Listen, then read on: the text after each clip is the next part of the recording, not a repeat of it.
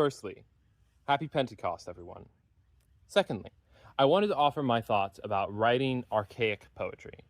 You'll often hear it said by modern day poetry advice, if there is any such thing, that archaic poetry should not be dabbled with because it is too high of a language for some people. And while that might be true in some contexts, it's true, I would argue, that we also need to be able to understand our forefathers in literature and poetry.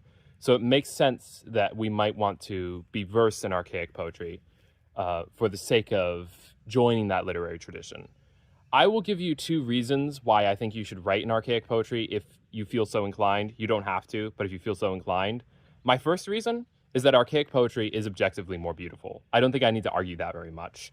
The years of man's life are 70, and if by reason of strength they be 80 years, yet is their strength and labor and sorrow, is objectively more beautiful than saying, we live 70 and 80 years, and I guess it's all worthless. Secondly, archaic poetry is actually less organized in specific sentence structure than modern day English.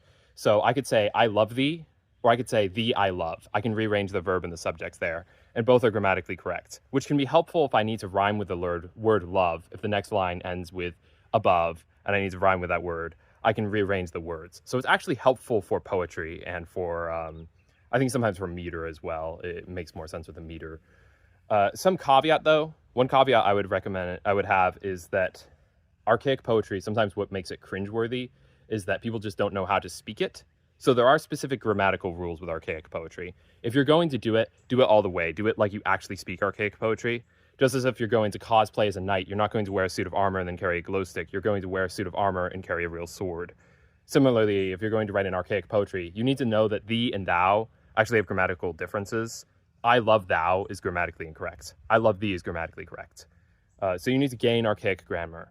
I will post a link in the comments to a really good site that will give you kind of a sense of the archaic grammar rules, but also really good advice, I'll just end with this, is to read archaic works.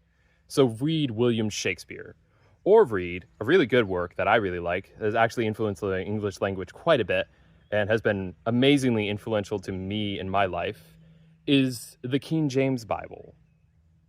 That's right. Read the Bible. It's a wonderful work of literature. Beautiful, beautiful work of literature. And if you sit with the thoughts that it presents to you, you'll be amazed by what kinds of things it can reveal to you. Blessings, friends.